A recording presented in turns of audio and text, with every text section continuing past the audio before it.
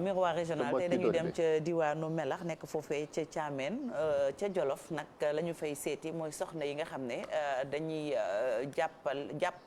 doon benn say di liggéey foofu nag mbayum dër la ñu fa nemmeeku mbas mi tax na ba lu bëri wàññeeku waaye ñoom soxna yooyu fexe nañu ba am seen can nafaga lu toll ci ñeent ci ay millions su ma juumlee di ko lebalante ci seen biir waaye nag ñiy fay ñoo tax ñuy wax ndax nee ñu atte bor fay ca diwaanu Jolof Mouhamadou Moustapha Ndiaye la ñu fay fekki mu ànd ak Omar Ka ci caméra bi. Melax di ab dëkk bu nekk ci commune bu Thiamène Pass jigéen ña fay yeewoo dañoo sóobu ci mbayum dër. dañuy bay mbayum noor dañuy bay tamaate bay carotte bay nawe bay batañse bay soble bay nawe bay kaani xeeñ bay kaani salaat. lépp luy légume daal ñu ngi koy bay fii fi mu nekk nii li fi jot a ñor nii mooy nawe bi ci ginnaaw nag kànja bi moom ñoroon na ba ñu récolté woon ko si ginnaaw. buñ ko récolté dañu koy jaay waaw dañu koy jaay. am mbuum bi tamit am na solo dañ koy jaay parce que jigéen ñi dañ koy jënd di ko booleeg cere kilo bi ñu ngi koy jaayee 250 instant bi. as tuut bañ fay jëlee dañ koy lebalante seen biir di ci liggéey. loolu dañ koy def si kees gi waaw léegi suñ ko defee ci kees gi suñ paree dañ koy def leble di ko def par groupement buñ lebalee ñii tey su ëllëgatee buñ fay ba amee juróom benn weer bu ñuy fay see ñu lebalaan ñeneen ñoom ñu liggéey ba am juróom benn weer ñu fay si ñu jox ñenaan ndax dañoo nekk ay juróomi mbootaay ndax tolluwun nii waaye xam nga jamono yi mbas mi moo tax ñuy arrêté ñu bëri di ko def pari ko ñuy roose soo lëggee ñeneen ñëw looloo tax. waaw dañ koy def fond roulant lañ koy def di ko leblante ci biir mbootaay gi waaw xam nga dëkk bi dafa rëy par mbootaay la ñu boole ko def ko benn fédération léegi dañuy benn koñ buñ ko jëlee ñu lebal leen ko su amee ay 6 mois buñ fay see ñu jëlaat ñu lebalaat ñeneen moom 6 mois ñu fay ak intérêt ban tey teg intérêt bu yemaay boo xamante ni jigéen ñi duñ ci sonn. mbas mi nag dafa am jeexital ci seenub liggéey groupement de promotion féminine yi ci nekk ànd ceeg seen i càmmiñ ñoom nag ñu ngi ñaan nguur gi ñu jàppale leen. waaw ñaari facteur moo ko waral bi ci njëkk mooy main d'œuvre bi fi daan ñëw dafa wàññeeku groupe boo xam ne ni mën na 500 femmes tey ñu réduire ko à presque 30 par soirée ñoom ñëpp dañu fi daan dajandoo kenn ku ne di arrosé mu gën a productif mu gën a yaatu. beneen facteur bi mooy événement yi nga xam ne ci lañ daan jaay parce que fii dëkk boo dem am na gàmmu wala am na màggal dañu daan def à partir du mois de novembre wala décembre ñu ji salade su bare ak tomate bu bare ci gàmmu yooyu dëkk yu bari di fi jógee di ñëw fii di jënd si loolu pour di defar seen ay gan malheureusement depuis 1 an événement yooyu amul ba tax na daaw am na production bu ñu def sax dafa am mévente moo tax ren ñu ne nañ ko réduire en fonction du besoin du marché ñu def ko ñu boole ci aussi ay garab ne fruit légume bi baax na mais zone bi aussi nañ essayer ay fruits di ko ci def moo waral ngeen gis arbre fruitier yooyu commencé di produire. waaw jafe-jafe yi am daal mooy suñu wàllu suuf si am na jafe-jafe ndax suuf si dafa am max boo xamante ne bii moom mooy yàq suuf bi arrosage bi nii loolu tamit jafe-jafe la ndax xam nga boo xoolee maire yi am nañ pas-pas wax dëgg fa yàlla engagé wu nañ lool mais doole ji tamit demewul noonu moo tax arrosé bi métti na ndax dañuy am ay siwo ak ay arrosoir di tànk di sotti xam nga loolu tamit day métti si yaram waaw loolu moom jafe-jafe la ku fi ñëw rek ñaari daanaka loolu lañ lay jaamat bu sañoon daal dañ ñuy defal ay goutte à goutte xamante ne ji fu mu toll day arrosé boppam. muy noonu jigéenu Melax kenn du ñoom Chérif sànq ñu ngi koy waxtaanee ñoom fond roulant crédit revolving bari na ay tour mais ay jigéen lañ yoo xam ne ay jàmbaar fàq tëdd lañ et puis Chérif dañuy fay bor bi buñ la ko lebalee balaa 6 mois yi di ñëw di nga fexe ba koppar yi tege na le ak foo ko mën a lijjantee xam nga loolu aussi day tax liggéey bi gën a dox et puis ñu yëngatu ci lu jëm ci wàllum mbay naam am na ay jafe-jafe mais Melax dafa mel ni dëkk boobu miin la te bu baax a baax sax Fati foofu fa lañ dalee baapaay sànq ba léegi yaa ngi ree sama dëkk da ngay dem sama dëkk bu duggee ci yow da ngay ree waaw da ngay xale bi dafa dem suñu dëkk di Fati parce que fii fa lañ dalee baax déjà ci jàng nasaraan donc muy lu am solo parce que ku dem foofu Melax nga xam ni déjà jigéen jàmbaar la loolu moom kenn mënu koo naatable boo xoolee sax condition climatique yi réunir sax pour réussir fa déjà genre initiative yi parce que dafa tàng et cetera mais boo gisee ñuy def maraîchage ak jàppale gi nga xamante ni góor ñi ngi leen koy jàppale on a vu ku mel ni Massamba Diagne moom it nga xamante ni mi ngi liggéeyee ci mairie mu daara di jàppale jigéen ñi loolu dafa am solo parce que c'est des femmes yoo xamante wax nga dëgg bëgg nañoo liggéey mais amun jumtukaay wala dimbalewul leen donc bu amee ñoo xamante ni ñi ngi seen ginnaaw déjà di leen jàppale loolu des koy rafetlu et puis quelles que soient les difficultés yi nga xamante ni moo nekk ci zone boobu réussir nañ ba di fa bay loo xamante ni déjà mbayum noor lañ ko doon wax te loolu je pense que jigéen dinañ ci mën a jàpp ngir am ci loo xamante ni kenn dinañ ko mën a dundee yaa ngi wax si njub gi nga xamante ni également moo nekk ci ñoom mooy doon lekk xaalis bi dañuy fay bor et cetera lebalante je pense que loolu c'est à multiplier ñi nga xamante ni ñoom lañ dénk wàllu aussi buñ ko mënoon def ci dëkk yu bari dina baax parce que bu ko defee duñ demati ci li naan exode rural bi dañ ko wàññi wala ñoo xamante ni dem ci dëkk yi di jànku muy lu am solo faati loo xamante ni quand même ci melax te foofu également am ñi ngi am ndox am lu ni mel mais lii moo ci manqué woon absolument Chérif ni ñuy wax rek mbay moom mooy dundal réew te itam jigéen ñi ku leen jàppale ñu dem ku leen jàppalewul ñu dem loolu wolof naan bërigo ci mbaxtal la te yow mi dëkk melax xam nga leen ñi nga xam ne ñoom ñoo nekk ci kaw gi jigéenu tax jàmbaar lañ waaye jigéenu kaw gi itam kenn du ñoom ci seen taxawaay ci fànn bépp Chérif yaa ngi koy wax ci seen jom yaa ngi koy wax ci seen bëgg liggéey seen fond roulant yi boo demee du am jafe-jafe ndax bu fekkee ñeenti million la yaa ngi xool sa nawle bi nga xam ne prochain mois yi moom la ñu war a jox donc di nga sàmm koppar yi ba buñ ñëwaatee di nga la ko jox te loolu nag jubla goo xam ne ay exemple lañ ci fànn yu ñu bokk muy c'est la solidarité c'est un esprit boo xamante ni c'est très ancré là-bas c'est très ancré ñu ngi leen di nuyu bu baax waa Melax dëkku Massamba di bay nuyu suñu doyen suñu grand Massamba Thiane ak beneen Massamba bi mooy wooye borom ENA mais Ibou nag fii benn doyen léegi moo fi am Mame Birame la parce que il est né vert c'est di fekke woo loolu yow Mame Birame bi muy anniversaire dafa doon jël retraite am xam nga dañ ne ko année prochaine booy anniversaire tuxul dem IPRES parce que jamono jooju da ngaa war a jël sa retraite Mamadou Ndiaye maa lay nuyu Fatou ñu nuyu waa Melax yëpp Fatou da bàyyi ma nuyu sama njaatige dafa amoon benn njaatige nuyul ku la neex def nuyul ñëpp Ibou wa kii Chérif nuyul ñëpp waaw kay am naa fa njaatige bu ñuy wax Ibra Diop waaw moom mooy këram laa nekkoon bi ma doon jàng foofu Melax jërëjëf bon trop mais ñu ma doon muñal quand même di bàyyi may def na ko sudul noonu quoi ak suñu benn maman bu ñuy wax Mbaye Sylla maa ngi réer parce que da ngaa sob ba léegi Ibra Diop ñu ngi lay nuyu yow ñu sàmbal Chérif mi mu jàng macha allah ba agsi fii jërëjëf Ibra ñu ngi lay nuyu di nuyu waa Melax yëpp Mamadou Ndiaye sànq ba léegi yaa ngi ree ndax da nga bëgg ruubi ci sa xol maa lay nuyu Mamadou maa ngi lay fay soxna Fatou di nuyu Ibou di nuyu Chérif mais Chérif dama gis ni sànq ba tey dafa kontaan da koy fàttali xam nga gone gu léej dénk la ci kër ngay def ay jëf bu ñu wane waatee sa xel day dem ci yi nga doon def moo tax wane na ko mais maa ngi lay fay soxna Fatou c'est un plaisir exemple bi waa les femmes yi nga xamante ne ñoo nekk ci zone rurale yi li ñuy joxe ni dafa am solo ndaxte xam nga yaa ngi wax sànq ne jigéeni taax am nañu ay jàmbaar lañu waaye bu ñu fàtte jigéenu yi nga xamante ne ñoo nekk ci kaw gi waaw kaw gi gox-goxaan yi mais exemple bi moom vraiment lu ñu war a gën a mën a fësal pour yeneen zones yi aussi ñu jël ci ñu inspiré wu ci ndaxte lii dina permettre aussi surtout ci jamono ji nga xam ñëpp ngi wax jamono yi ñàkk Covid bi mooy yoon yi am duñu am ay moyens yi nga xamante ne lañ mën a def ba liggéey ak yooyu mais vraiment lii c'est un bel exemple boo xamante ne lu ñu war a mën a fësal ba et puis reportage bi tamit lu am solo di féliciter encore une fois ñi nga xamante ne ñoo amal liggéey bu ni mel mais en tout cas loolu tax tànk ba tey Chérif fajar gi nii mu xëy mi ngi ree di jaajëfal ñëpp Ibou mu bàyyi la nag léegi nga nuyu sa doyen comme roube naa Mame Birame ba pare c'est vraiment un plaisir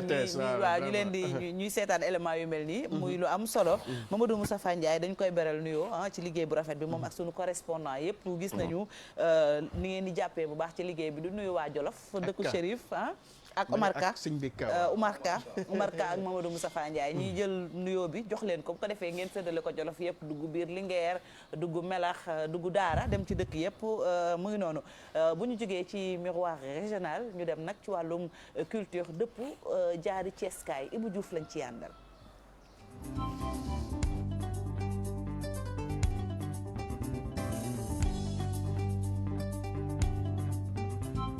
aywa miroir régional lañ jógee ñu jàll nag ci leneen muy culture Ibou tey nag da ngaa jël sa daamar génn Ndakaaru doxantu ndànk ba Cees kaay benn dëkk ñaari gaar benn Mamadou Ndiaye mën ngaa ruube torop mais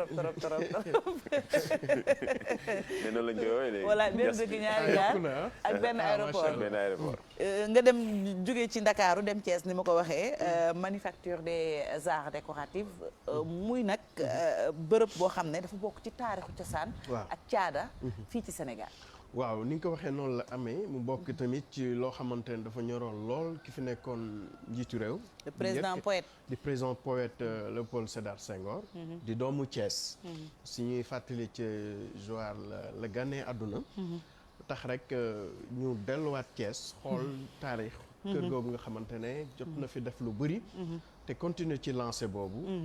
soxna Faty. mu ngi noonu ñu bëri buñ ko déggee sax dañuy jàpp ne ci bu yàgg bala tax mi ngi dox ba léegi loolu nag dañ ci ànd ak Ibou Diouf ak Hamadou Ba moo ko gunge woon ñu dem seetaani élément bi dellu siwaat yu bëri nga xam ne tey 5 noms de domaine yi am boo ci cliquer rek yëppay jàll donc mais plus tard am nañ yeneen projet comme ay visite virtuelle yoo xam ne nit ki day toog fële visiter xam lu xew fii bu loolu weesoo tapisserie dañ koy présenter tout le temps nit ñi par rapport à exposition permanente bi ngeen di gis nii chaque instant ñu koy changer tapisserie yi wanewaat yeneen yi ndax yenn yi bokkuñu taille yenn yi bokkuñu style yenn yi bokkuñu hauteur xam nga. parce que man mi yor communication su ma duggee ci site bi damay gis ne ci biti lañ ëppee lu ñu koy xoolee que ci biir waaye nag tegul ñun ñu ngi ci liggéey bu baax pour que population bi xam ne tapisserie bi nga xam mooy produit phare bi ñoom nee nañ dafa cher. amuñu prix bi mais am nañ yeneen produit yoo xam ne c'est accessible à tout le monde comme tapis jullikaay yi nga xam ne yu dëgër la mën nga ko yor durée bu yàgg yooyu yëpp ay produits diversification la wala tapis de sol bi nga xam ne pour décorer salon la wala céramique wala batik bi ñuy sol wala sax impression numérique.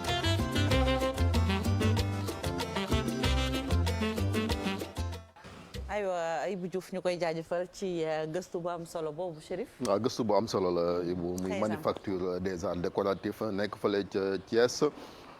bu ñu doon ñëw nag ci taarix bi jaar-jaar yi ak yi ci gën a marqué nit ñi. waaw Chérif ju ci jaajëfal ñi nga xamante ne ñoo nekk manufacture des arts décoratifs ñëpp ñu fi liggéey sans exception mais également di delloo njukkal. kilifa bi teg ngeen ko musique bi en fond sonore Ablaye Ndiaye cosaan Chérif ni nga ko waxee rek bu ñu waxee ci taarixu kër gi dañuy ñëw ci li nga xamante ne moom moo taxoon wala sax bokkoon ci li taxoon président bu woon teg fi mooy vocation culturelle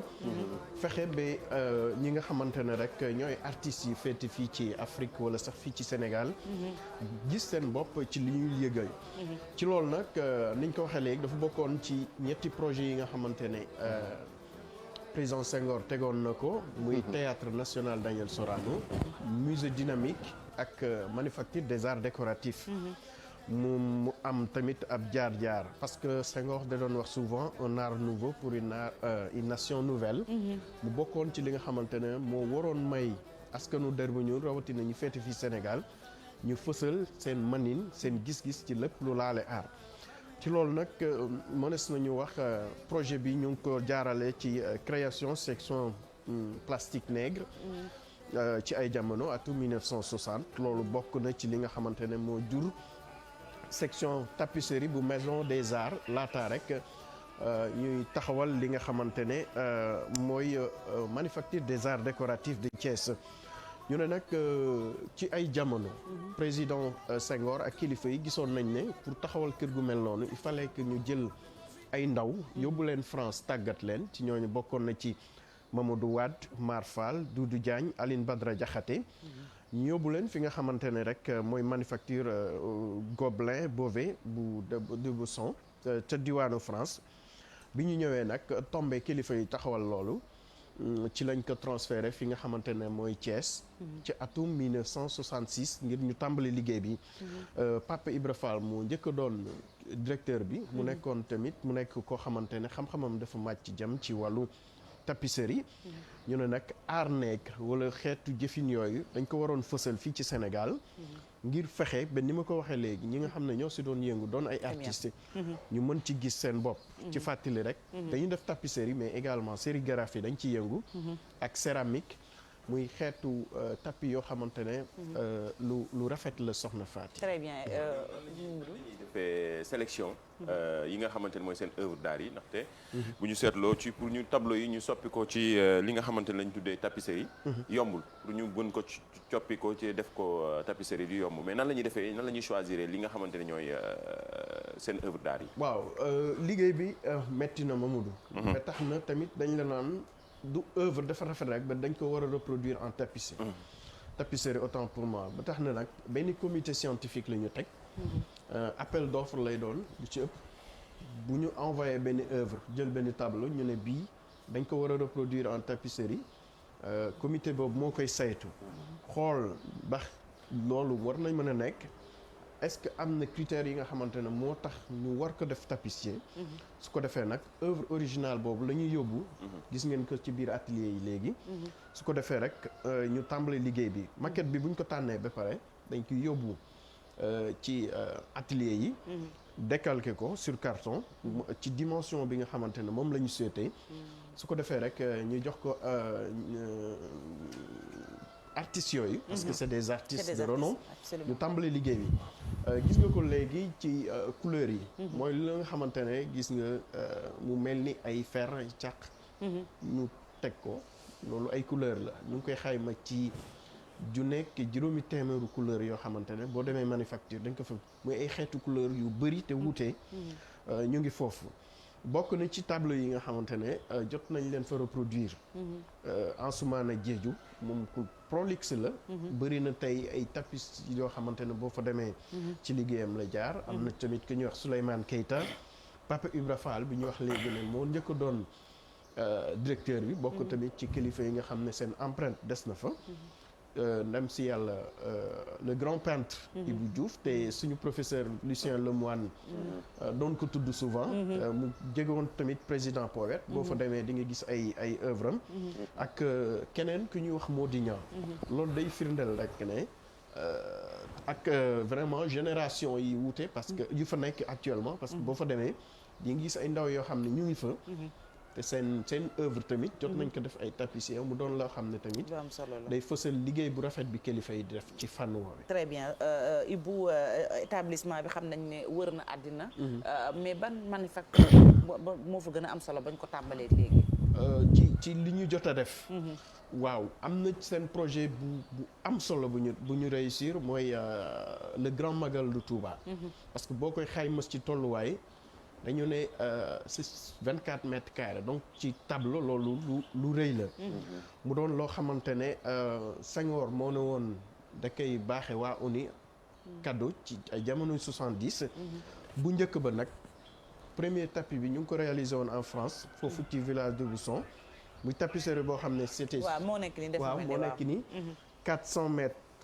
400 centimètres sur 600 boo ko xaymaa muy 24 mètres cubes mètre carré autant pour moi ñu defaree que laine ak coton ñu ne nag ci projet bi def nañ ko lu toll ci 33 mois maanaam fanweeri weer ak ñett ñaar fukki couleur la ak ñeent également te ñaari artistes sénégalais ñoo ci def liggéey bu mucc ayib œuvre bi nag bi ñu ko waree defaraat ñu defoon projet bi en 2008 fii lañ ko defaree fi nga xamante ne mooy manufacture des arts décoratifs du Thiès président Macky Sall moo ko daloo fële ca Nations Unies bu mu fa demee à l'occasion Assemblée nationale des Nations Unies bu ñu fa doon amal muy œuvre boo xamante ne rek boo fa demee di nga am loo yëg parce que da ngay xam ne lii Sénégal la lii ay artistes Sénégal la muy fësal tamit jéego yi nga xam ne am nañ ko ci taxawaay wàllu aar ci àdduna wërngël képp justement ci njëgu œuvre yi nag ñu dañu jàpp ni cher na wala dafa mel ni daal sénégalais lambda bi moom gisu ci boppam waaw loolu mooy défi bi nga xamante ne tey war nañ ko relever parce que boo nee tapisserie dafa yéex dafa laaj temps dégg nga léegi ma ne la tapis boobu ils l'ont réussi en 33 mois boo ko doon xayma ay at yu bëri la ñaari at la pour benn tableau waaw da tax na mètre carré bi maa ngi doon laajte keroog million bi day tagal pour benn mètre carré donc boo ko doon xayma tey les 24 mètres carrés boobu koppar bu takku la mais nag il le faut parce que temps bi mu leen di jëlal ba tax na jamono ji ñi nga xamante ne mooy directeur Aloyse Nam Diouf ak équipe am lu ñu bëgg mooy fexe ba sénégalais yi gën a gis seen bopp ci liggéey boobu parce que nag cher na waaye mën nañ am yeneen jumtuwaay yoo xam ne ñu ngi ciy def comme tapis prière yeeg yeneen xeet yi pour fexe ba ñi nga xam ne ñooy askan wi de façon générale jot ci waaye gis naa ne nag tamit am nañ liggéey bu mucc ay bu ñuy def ci yeneen fànn yi. par seen diggante ak réew yi. seen rapidement diggante Ibou, on est ak rattrapé ambassadeurs par le temps, oui. yi ak seen diggante ak Malheureusement. marché bu CEDEAO. mu doon loo xamante ne lu mucc ayib la te kilifa yi souvent ci la ñuy jëfandiku pour jox ay cadeaux. seeni gan ak yeneen. Absolument. mu doon loo xamante ne amoon nañ ci lu bëri. li ñu bëggoon wax ci manufacture des arts décoratifs malheureusement. waxtu bi moo ñu xaw a xoj mais liñ ci am macha allah doy na. parce waaw que du ñàkk ñu ñëwaat ci yeneen dañ ciy ñëwaat ci yeneen pour sujet baaxee ko il faut nga def ko pàcc incha allah parce que lii yombul. merci beaucoup Ibou ñu lay jaajëfal. jërëjëf jaajëfal madame Mbacké mi ngi fa fekk très disponible. bu nu jógee ci loolu ñu daw rapidement ci TIC ak